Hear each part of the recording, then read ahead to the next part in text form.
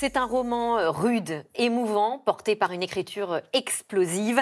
Rhapsodie des ouvriers, le prix de Flore 2019 qui raconte Rhapsodie des oubliés, pardon, le prix de Flore 2019 qui raconte l'histoire d'un gamin de 13 ans qui débarque dans le quartier populaire de la Goutte d'Or à Paris. Bonsoir Sophia Aouine. Bonsoir. Rhapsodie des oubliés, c'est votre premier roman jusqu'à aujourd'hui. Vous étiez reporter, documentariste.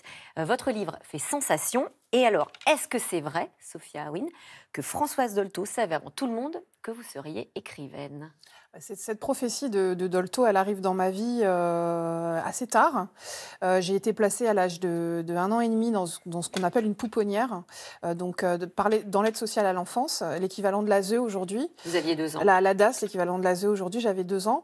Et en fait, c'était la pouponnière Paul Manchon d'Antony, dans laquelle Françoise Dolto a pris en charge et exercé, et a pris en charge ses derniers analysants, c'est-à-dire les derniers enfants que Dolto a vus même 2 semaines avant sa mort. C'était les enfants de la pouponnière Paul Manchon. Et vous l'avez rencontré à cette époque-là. Et donc, je l'ai rencontré à ce moment-là. Et c'est mon père qui m'a dit ça quand j'ai à peu près au début de ma trentaine.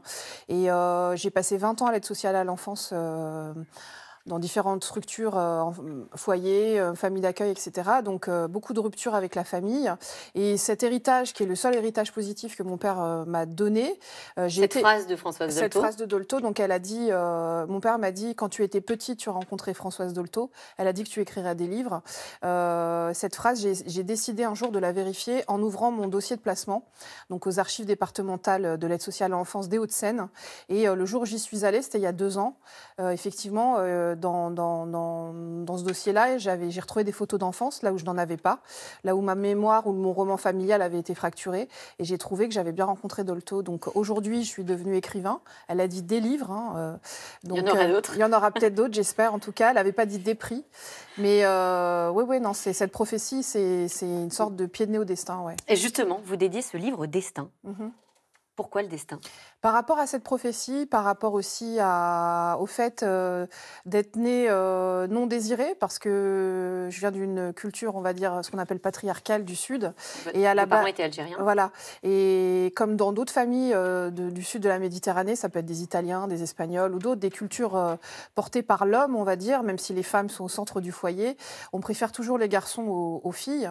Et j'ai toujours eu l'impression d'être née avec le sexe maudit. Et en fait, le destin, c'est une manière aussi de s'inscrire aussi dans une forme de révélation et de place dans la société. Les enfants placés vivent toute leur vie avec le sentiment de la honte. Et écrire ce livre sur l'enfance, c'était aussi une manière de faire un pied de nez au destin et de m'ancrer dans la société, dans la vie et dans l'histoire de France. Alors justement, la trajectoire d'Abad, ce jeune adolescent qu'on va suivre tout au long du livre, c'est un peu la vôtre. Vous dites que l'écriture de ce livre vous a permis de vous réapproprier votre enfance. Est-ce que Abad, ça aurait pu être vous ? Abad, c'est moi. Abad, c'est un hommage à tous les enfants, ce qu'on appelle les enfants irréguliers. Abad, c'est aussi à 17 ans le choc esthétique de la première fois où j'ai vu Les 400 coups de François Truffaut. C'est en filigrane, c'est Antoine Doinel. Un roman d'apprentissage. Un roman d'apprentissage tel qu'on en fait depuis des millénaires. Mais c'est un roman sur l'enfance et Abad, c'est un peu moi, dans sa trajectoire, dans sa manière de crier au monde qu'il a envie d'exister. Et c'est un roman que j'ai voulu proche d'Antoine Doinel parce que ce petit garçon et le film de Truffaut a changé ma vie. C'était la première fois que dans un film de fiction, donc déjà ça a ouvert mon amour pour la nouvelle vague, je m'identifiais à un petit garçon. Comme plus tard, je me suis identifiée à un enfant comme dans L'enfance nue de Piala qui parle des enfants placés. Oui, juste une question sur Abad, justement, qu'on suit tout au long du roman, et vous en parlez très bien. Elle découvre le désir, ses premiers émois sexuels, la colère, mais aussi le désarroi. Comment est-ce qu'on se met dans la tête d'un enfant de 13 ans pour écrire ? On ne grandit pas. Moi, je suis quelqu'un qui n'a pas beaucoup grandi et je dis souvent que je suis une femme manquée, même si je suis très maquillée aujourd'hui parce qu'on passe à la télé. Mais oui, puis c'était cette idée aussi de raconter comment on grandit, comment on passe de cette minute de la fin de l'enfance au début de la jeunesse. Et puis, j'y suis arrivée parce que j'avais envie aussi de raconter les splendeurs et les misères de l'adolescence. Moi, c'est un âge que j'ai dû passer très vite et qui en même même temps, aujourd'hui, à 41 ans passés, me revient au visage et j'ai envie peut-être de la vivre maintenant, cette adolescence. Alors, tout commence à la Goutte d'Or. Oui. On découvre ce quartier coincé entre Barbès et Porte de la Chapelle, comme si on y était. Hein. Vous faites une description assez sombre du quartier. C'est la première phrase de votre livre. « Ma rue conte l'histoire du monde avec une odeur de poubelle ». Sacrée déclaration d'amour. C'est une déclaration d'amour au quartier. Moi, je dis souvent que la littérature, la fiction, ça veut dire tordre le réel. Mon livre, c'est un livre sans concession sur les fractures sociales d'un quartier, d'un des derniers quartiers populaires de Paris, mais c'est aussi un livre sur la réconciliation. Je me dis qu'en tant qu'écrivain, moi, la fiction est arrivée dans ma vie comme un cadeau. Je me dis que je raconte le réel, mais en même temps, je raconte aussi ce qui nous lie et pas ce qui nous délite. C'est la dernière phrase de l'épilogue de mon livre. C'est ce qui nous lie, ce sont les enfants que nous avons été. Donc c'est un livre sur un portrait d'un quartier populaire avec tout ce qu'il a, la violence, la drogue, la fracture sociale. C'est l'histoire de l'immigration aussi. À l'image de la Goutte d'Or, ouais, bien sûr. Mais c'est aussi un hommage à un territoire riche, millénaire, dont la mémoire avec la gentrification disparaît. Mais tous les personnages qu'on croise dans le livre s'entremêlent et font la petite histoire dans la grande histoire de France. Alors justement, les personnages qu'on croise, le livre est jalonné de rencontres féminines bouleversantes. Elles sont toutes en grande souffrance. Vous les ménagez pas vraiment, les femmes, Sophia Wynne, dans votre livre? L'actualité ne les ménage pas non plus. Et c'est vrai que c'est un gamin qui se fait élever par des femmes. Là où son père, effectivement, comme vous parliez d'exil tout à l'heure ou d'immigration, là où son père, qui est un Syro-Libanais, arrive en France et essaye de vivre dans la dignité, se cogne à la rudesse et au déterminisme social. On croise notamment Gervaise. On croise aussi Gervaise. Une jeune Camerounaise, prostituée. Vous décrivez avec grande précision son quotidien, les réseaux. Vous êtes reporter également. Vous avez enquêté?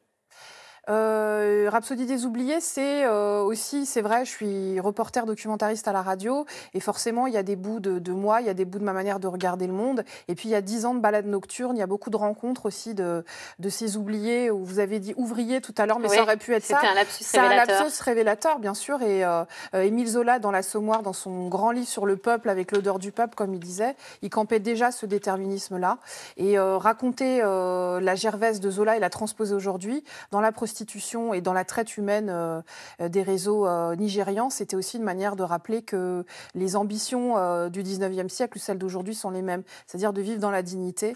Et effectivement, j'ai un peu enquêté, mais à la manière plutôt d'un Truman Capote, mais je tiens à dire que ça reste de la fiction. Juste cette plongée dans un monde impitoyable qui s'inspire de la réalité, mais qui reste effectivement la fiction, c'est un tour de force parce qu'en même temps, le livre est très solaire. Est-ce que pour arriver à cela, vous avez travaillé l'écriture d'une façon particulière? J'ai mis 5 ans à l'écrire parce que, comme je vous disais au début de l'émission, j'ai dû ouvrir, moi, mes archives personnelles. J'ai découvert mon enfance et j'ai écrit mon enfance en même temps que ce livre. Et c'est un hommage aux 400 coups. Les 400 coups, c'est pas uniquement qu'un film triste sur la jeunesse. C'est aussi un film sur la liberté. Aussi, l'argot que vous utilisez, oui. Cette écriture aussi très dynamique, comme ça, très moderne. Bah oui, c'est un mélange entre tendresse et gloire et splendeur, et tendresse et misère. Et c'est à l'image du quartier, je trouve. Vous finissez dans votre livre sur une façon étonnante puisque vous proposez une liste de chansons. Vous l'appelez la playlist des oubliés. Bachung, Nougaro, La Rumeur. Vous en avez choisi une de ces chansons qui vous touche particulièrement? Donny Hathaway, Little Ghetto Boy, parce qu'il dit, donc c'est une chanson des années 70 d'un des génies de la musique afro-américaine, de la soul, et il dit quand tu grandiras, fais que les choses aillent mieux. Une chanson sur un ghetto vu à hauteur d'enfant. Exactement. Eh bien, merci. Voilà une jolie façon de finir cette interview. Merci Sophia Wynne. Et bravo encore pour ce prix et pour votre écriture. Rhapsodie des oubliés, c'est aux éditions de La Martinière.